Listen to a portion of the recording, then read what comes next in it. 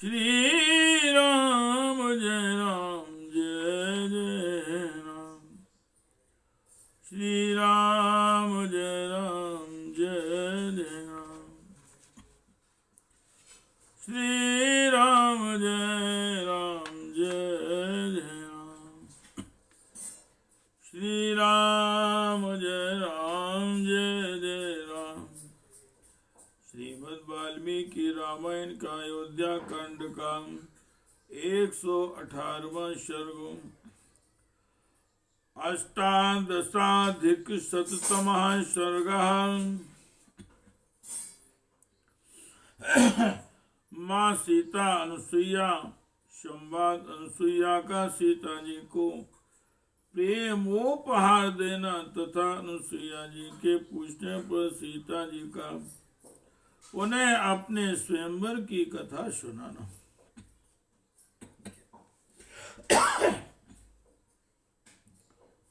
सात्वे मुक्ता वैदेही त्वनसूयान सूया प्रतिपूज्य वचो मंदम प्रावक्तुमुपचक्रुमे।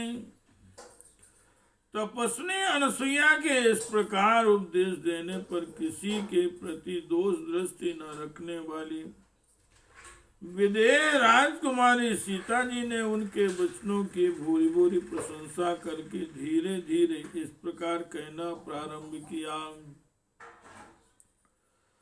नैतिदाश्चर्यमार्यायां यन्मां त्वमनुभासते भाससे विदितं तु ममाप्येतं यथा नार्याय पतिर्गुरु। हे देवी, आप संसार की स्त्रियों में सबसे श्रेष्ठ हैं। आपके मुंह से ऐसी बातों का सुनना कोई आश्चर्य की बात नहीं है। नारी का गुरु पति ही है। इस विषय में जैसा आपने उपदेश किया है यह बात मुझे भी पहले से ही विदित है। यद्यप्येष भवेन भर्ता अनार्यो मृत्युवर्जिता अन्वेदमत्वर्तव्यं यथापेष मया भवेन। मेरे पतिदेव यदि अनार्य चरित्रहीन तथा जीविका के साधनों से रहित निर्धन होते तो भी मैं बिना किसी दुविधा के इनकी सेवा में लगी रहती। किम पुनर्यो गुणश्लाघ्या सानुक्रोशो जितेन्द्रियां स्थिरानुरागो धर्मात्मा मातृवत् पितृवत् प्रिया। फिर जबकि ये अपने गुणों के कारण ही सबकी प्रशंसा के पात्र हैं, तब तो इनकी सेवा के लिए कहना ही क्या है। ये श्री रघुनाथ जी परम दयालु, जितेंद्रिय, दृढ़ अनुराग रखने वाले, धर्मात्मा तथा माता पिता के समान प्रिय हैं। यां मृत्युम वर्तते राम कौसल्यायां महाबला तामेव नृपनारीणां मान्यासामपि वर्तते। जैसा बर्ताव महाबली श्री राम अपनी माता कौशल्या के प्रति जैसा बर्ताव करते हैं, वैसा ही महाराज दशरथ की दूसरी रानियों के साथ भी करते हैं।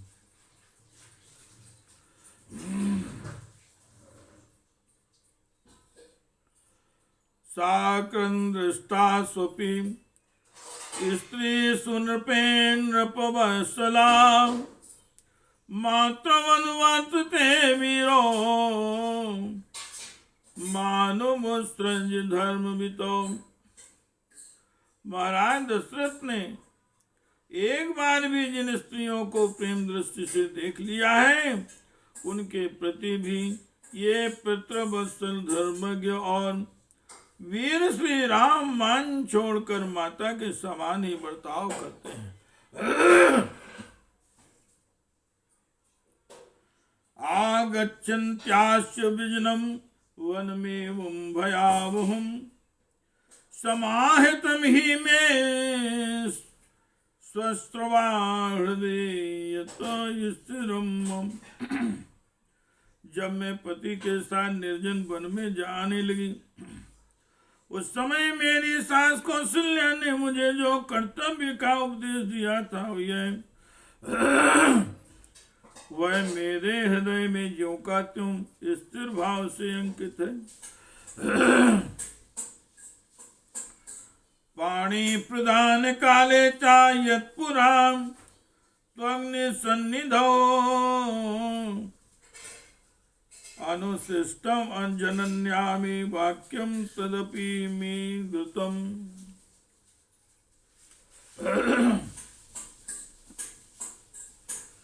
पहले में मेरे विवाह काल में अग्नि के समीप माता ने मुझे जो शिक्षा दी थी वह भी मुझे अच्छी तरह याद है।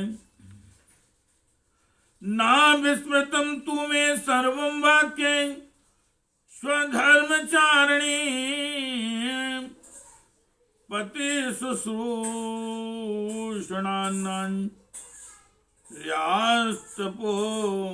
नान्यं विधीयते। धर्मचारिणी, इसके सिवा मेरे अन्य स्वजों ने अपने वचनों द्वारा जो जो उपदेश किया है वह भी मुझे भूला नहीं। स्त्री के लिए पति की सेवा के अतिरिक्त दूसरे किसी तप का विधान नहीं। सावित्री पति शुश्रूषाम कृत्वा स्वर्गे महीयते तथा वृत्तश्च याता त्वं पति शुश्रूषयादिवम्। सत्यवान की पत्नी सावित्री पति की सेवा करके ही स्वर्गलोक में पूजित हो रही है। उन्हीं के समान बर्ताव करने वाली आप अनुसुईया देवी हैं। अनुसुईया देवी ने भी पति की सेवा के ही प्रभाव से स्वर्गलोक में स्थान प्राप्त कर लिया है। वरिष्ठा सर्वनारीणामेवामेषा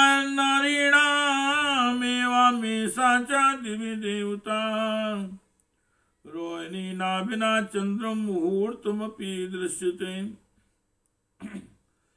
संपूर्ण स्त्रियों में श्रेष्ठ स्वर्ग की देवी रोहिणी पति सेवा के प्रभाव से ही एक मुहूर्त के लिए भी चंद्रमा से विलग होती नहीं देखी जाती है। एवं विदाश्च प्रवरा स्त्रियों भरतु दृढ़व्रता देवलोके महीयन्ते पुण्येन स्वेन कर्मणा।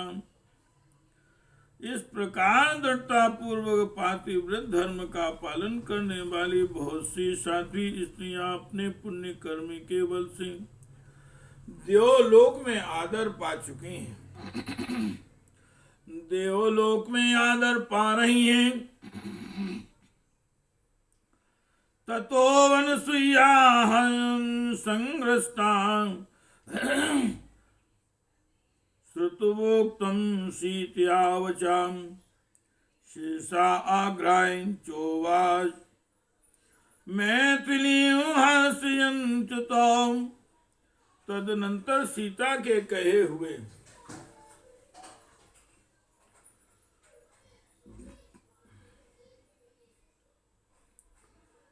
इस प्रकार तदनंतर सीता जी के कहे हुए वचन सुनकर अनुसुईया को बड़ा हर्ष हुआ। उन्होंने उनका मस्तक सूंघा और फिर उन मिथिलेश कुमारी का हर्ष बढ़ाते हुए इस प्रकार कहा। नियमेन विविधैराप्तम तपो हि वहदस्ति मे तत संसृत्य बलम सीते छंदये त्वां शुचिव्रते। उत्तम व्रत का पालन करने वाली सीते मैंने अनेक प्रकार के नियमों का पालन करके बहुत बड़ी तपस्या संचित की है। उस तपोबल का ही आश्रय लेकर मैं तुमसे इच्छानुसार इस वर मांगने के लिए कहती हूँ। उपपन्नम चा युक्तम चा वचनम तौ मैथिली प्रीता चा स्मृच्यताम सीते करवाणी प्रियम चा। मिथिलेश कुमारी सीते, तुमने बहुत ही युक्त युक्त और उत्तम वचन कहा है। उसे सुनकर मुझे बड़ा संतोष हुआ है। अतः बताओ मैं तुम्हारा कौन सा प्रिय कार्य करूं।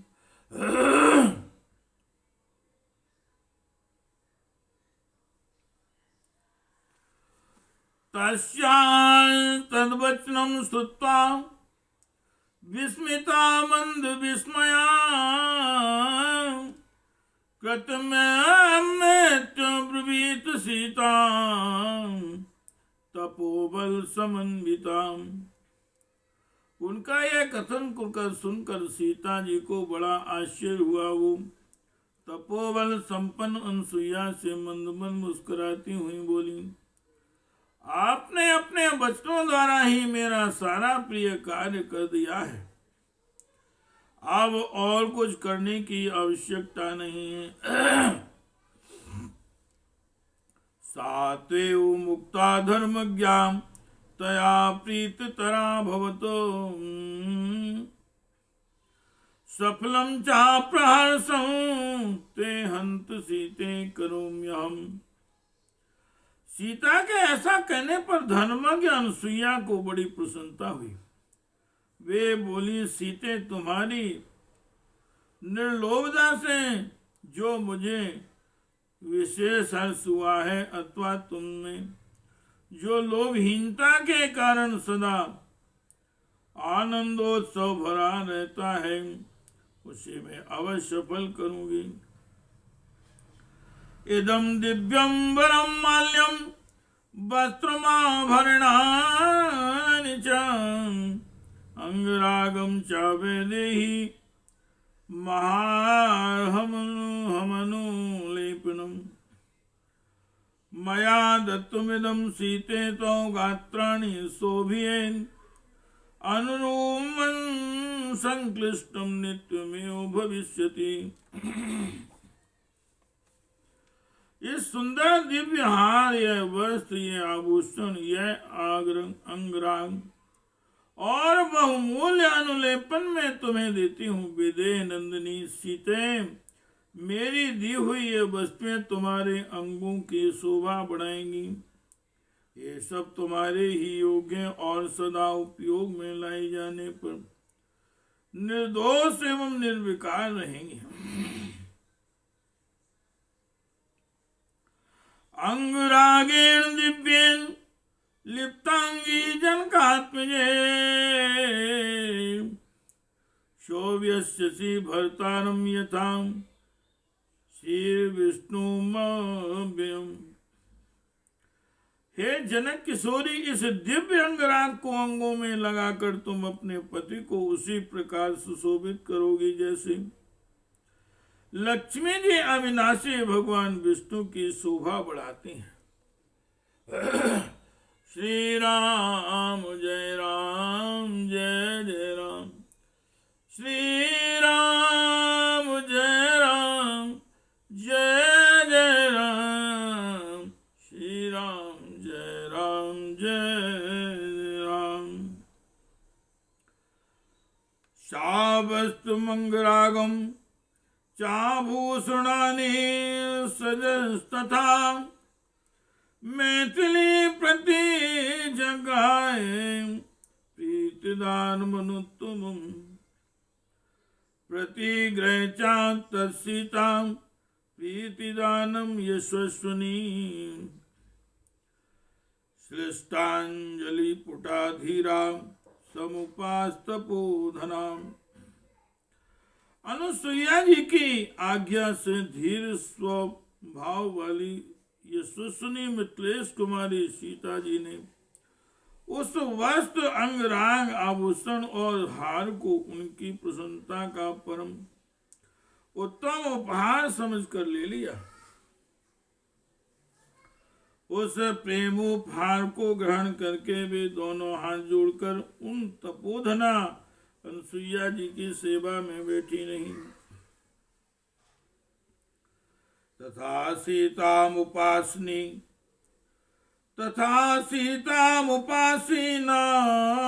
नसूया दृढ़व्रता वचनम प्रस्तुमारे भो कथा कांचनु प्रियम।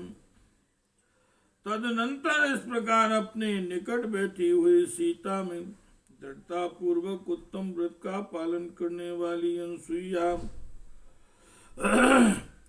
जिन्हें कोई परम प्रिय कथा सुनाने के लिए इस प्रकार पूछना प्रारंभ किया।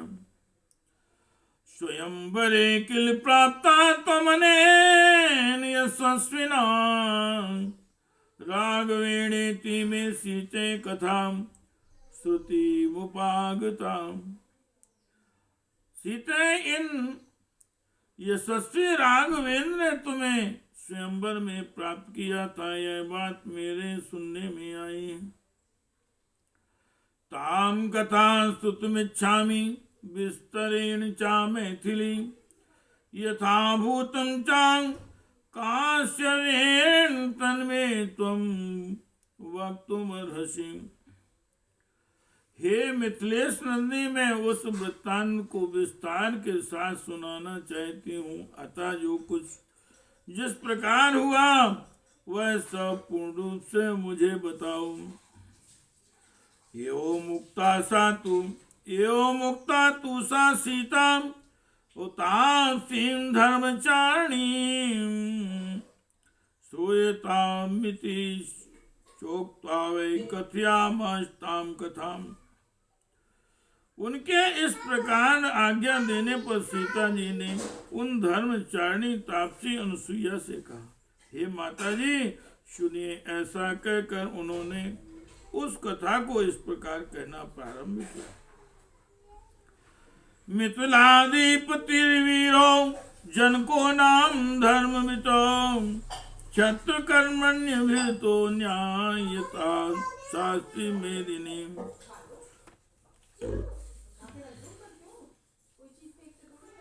मिथिला जनपद के वीर राजा जनक नाम से प्रसिद्ध हैं। वे धर्म के ज्ञाता हैं। अतः क्षत्रियोचित कर्म में तत्पर रहकर न्याय पूर्वक पृथ्वी का पालन करते हैं। तस्य लांगलहस्तस्य कृषता क्षेत्र मंडलम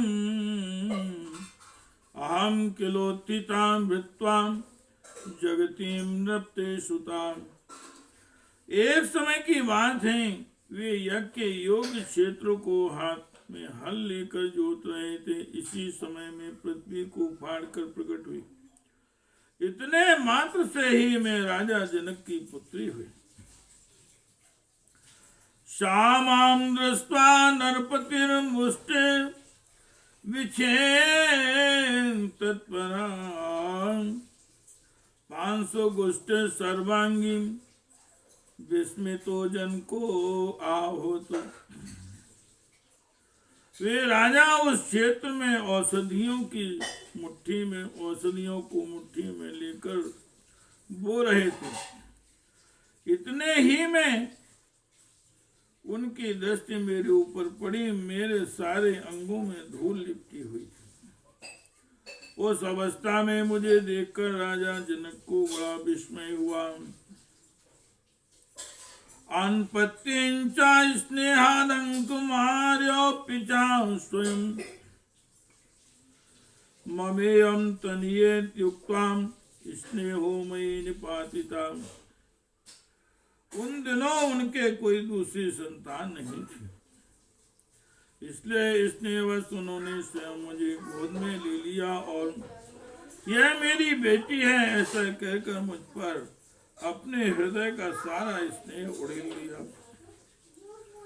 अंतरिक्षे च वागुक्ता प्रतिमा मानसी किलो अंतरिक्षे च वागुक्ता प्रतिमा मानसी किलो यो मे तन्नर्पते धर्मेण तनया तो।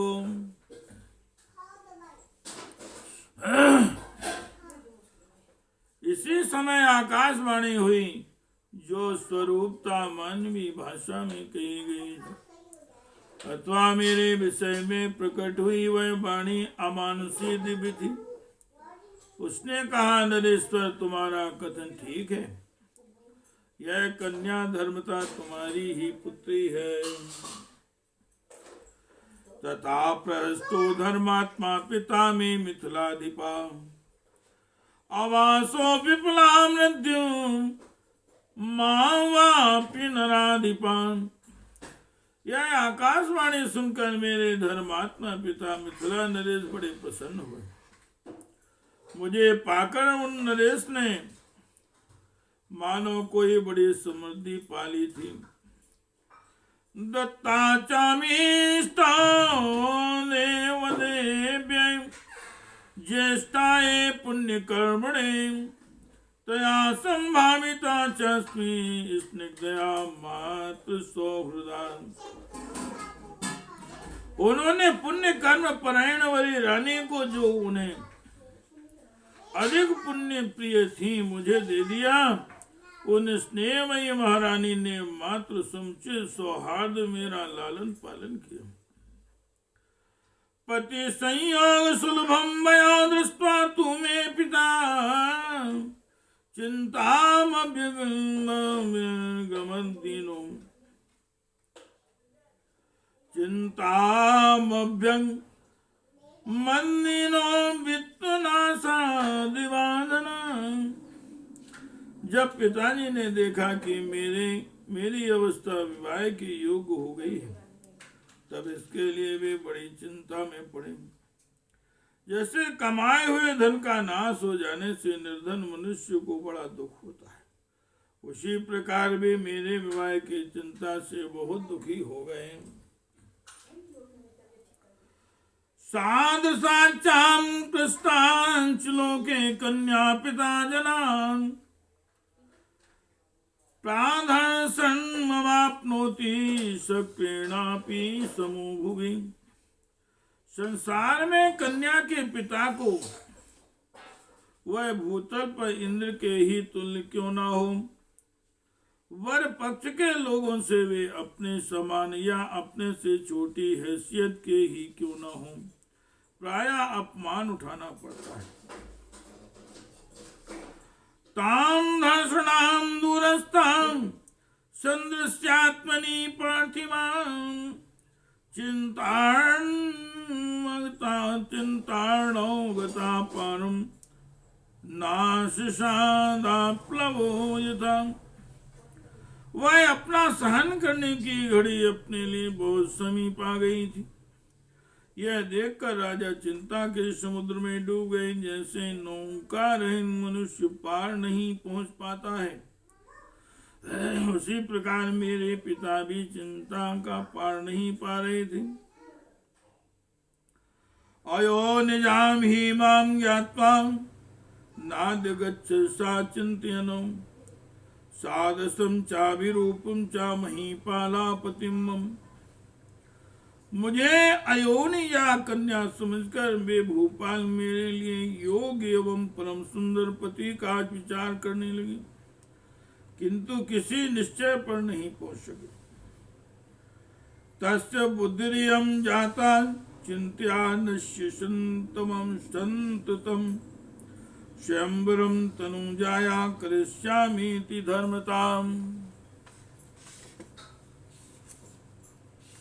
श्री राम जय जय राम, श्री राम जय जय राम, श्री राम जय जय राम। वे सदा मेरे विवाह की चिंता में पड़े रहने वाले उन महाराज के मन में एक दिन यह विचार उत्पन्न हुआ कि मैं धर्मताम अपनी पुत्री का स्वयंवर करूंगा। श्री राम जय राम, जय जय राम श्री राम, जय राम जय जय राम, श्री राम जय राम जय जय राम, श्री राम जय राम जय जय राम, श्री राम जय राम जय जय राम। महायज्ञ तदा तस्यैक वरुणेन महात्मना दत्तं धनुर्वरं प्रीत्या तूणी चाक्ष्या चाक्षी चाक्षसायकौ। उन्हीं दिनों उनके एक महायज्ञ में प्रसन्न होकर महात्मा वरुण ने उन्हें एक से दिव्य धनुष तथा अक्षय बाणों से भरे हुए 2 तरकश दिए। अंसं चाल्य मनुष्यस्यु यत्नेनापि च गौरवान् तन्न सक्ता नमयितुं स्वप्ने स्वपि नराधिपम्। वह धनुष इतना भारी था कि मनुष्य पूरा प्रयत्न करने पर भी उसे हिला भी नहीं पाते थे। वो मंडल के नरे स्वप्न में भी उस धनुष को झुकाने में असमर्थ है। तन धनु प्राप्य में पित्रा याहतं सत्यवादिना संवाये नरेन्द्राणां पूर्वमां मंत्र पार्थिवान्। उस धनुष को पाकर मेरे सत्यवादी पिता ने पहले भूमंडल के राजाओं को आमंत्रित करके उन नरेशों के समूह में यह बात कही, इदं चा धनुरुद्म्यं सज्जं या कुरुते नरां तस्मै द्विधा भार्या वरिष्यति न संशया। जो मनुष्य धनुष को उठाकर इस पर प्रत्यंचा चढ़ा देगा, मेरी पुत्री सीता उसी की पत्नी होगी, उसी इसमें संशय नहीं। तच्च दृष्ट्वा धनुश्रेष्ठं गौरवान् सन्निभम् आविवाद्य नृपा जगमो सक्तास्तस्य भूतोत्तोलने। अपने भारीपन के कारण पहाड़ जैसे प्रतीत होने वाले उस धनुष को देखकर वहां आए हुए राजा जब उसे उठाने में समर्थ न हो सके तब उसे प्रणाम करके चले गए। सुदीर्घस्य तु कालस्य राघवोऽयं महादुति विश्वामित्रेण सहितो यज्ञं द्रष्टुं समागता। लक्ष्मणेन सैभ्रात्रा रामान् सत्य पराक्रमा विश्वामित्रस्तु धर्मात्मा मम पिता सुपूजिता। तदनंतर दीर्घ काल के पश्चात महातेजस्वी रघुकुल नंदन सत्य पराक्रमी श्री राम अपने भाई लक्ष्मण को साथ ले विश्वामित्र जी के साथ मेरे पिता के का यज्ञ देखने के लिए मिथिला में पधारे। उस समय मेरे पिता ने धर्मात्मा विश्वामित्र मुनि का बड़ा आदर सत्कार किया। प्रोवाच पितरं तत्र राघो राम लक्ष्मणौ श्रुतौ दशरथस्येमौ धनुर्दर्शन काक्षिणौ। धनुर्दर्शन रामाय राजपुत्राय देविका। तो वहां विश्वामित्र जी मेरे पिताजी से बोले, राजन ये दोनों लोग कुलभूषण श्री राम और लक्ष्मण महाराज दशरथ के पुत्र हैं और आपके यश दिव्य धनुष का दर्शन करना चाहते हैं। आप अपना वह देव प्रदत्त धनुष का राजकुमार श्री राम को दिखाइए।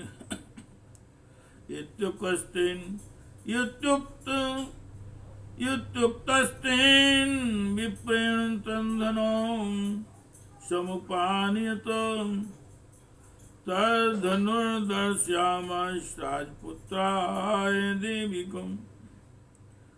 विप्रवर विश्वामित्र के ऐसा कहने पर पिताजी ने उस देवधनुष को मंगवाया और राजकुमार श्री राम को उसे दिखाया। निमेषान्तरमात्रेन्द्रानम्य महाबला जाम समारूपेण झटित पूरयामास वीरवान। महाबली और परम पराक्रमी श्री राम ने पलक मारते मारते उस धनुष पर प्रतिंचा चढ़ा दी और उसे तुरंत कान तक खींचा। तेना पूर्यता वेगान मध्ये भग्नम द्विधा धनु तस्यो आभवन् भीमा पतितस्यासने यथा। उनके वेग पूर्वक खींचते समय वह धनुष खींचते से ही टूट गया और उसके दो टुकड़े हो गए। उसके टूटते समय ऐसा भयंकर शब्द हुआ मानो वहां वज्र टूट पड़ा हो। ततो अहम तत्र रामाय पित्रा सत्याभिसंधिना उद्यतान्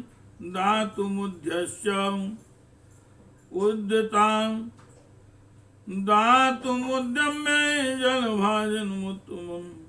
तब मेरे सत्य प्रति के पिता ने जल का उत्तम पात्र लेकर श्री राम जी के हाथ में मुझे देने का उद्योग किया। दीयमानां नातु तदा प्रतिजज्ञाय राघवान् अभिज्ञाय पितुश्छन्दो मयोध्याधिपते प्रभु। उस समय अपने पिता अयोध्या नरेश महाराज दशरथ के अभिप्राय को जाने बिना श्री राम ने राजा जनक के देने पर भी मुझे नहीं ग्रहण किया। तथा ससुरमा मंत्रा वृद्धिम दशरथम नृपम मम पित्रा त्वहं दत्ताम रामाय विदितात्मने। तदनंतर मेरे बूढ़े ससुर राजा दशरथ की अनुमति लेकर पिताजी ने आत्मज्ञानी श्री राम को मेरा दान कर दिया। मम चैवानुजा साधी उर्मिला सुदर्शना वार्यार्थी लक्ष्मणस्यापि दत्ता पित्रा मम स्वयं। तत्पश्चात पिताजी ने स्वयं ही मेरी छोटी बहन सती साध्वी परम सुंदरी उर्मिला को लक्ष्मण जी को की पत्नी रूप से उनके हाथ में दे दिया। एवं दत्तास्मि रामाय तदा तस्मिन् स्वयंवरे अनुरक्तास्मि धर्मेन पतिम वीर्यवतां वरुम। इस प्रकार उस स्वयंवर में पिताजी ने श्री राम के हाथ में मुझको सौंपा था। वे धर्म के अनुसार अपने पति बलवानों में से श्री राम में सदा अनुरक्त रहती हूँ।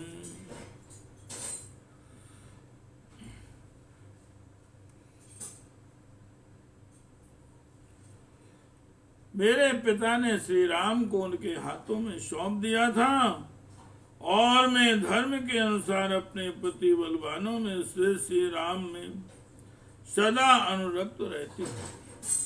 इत्यासे श्रीमद् रामायणे वाल्मीकि आदि काव्योऽध्याय कांडे अष्टादशाधिकशततमः सर्गः। इस प्रकार श्री वाल्मीकि निर्मित रामायण आदि काव्य के अयोध्या कांड में 118वां सर्ग पूरा हुआ। श्री राम जय जय राम। श्री राम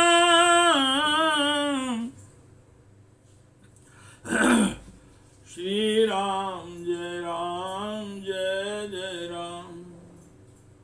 श्री राम जय जय राम। श्री राम जय जय राम। श्री राम जय जय जय।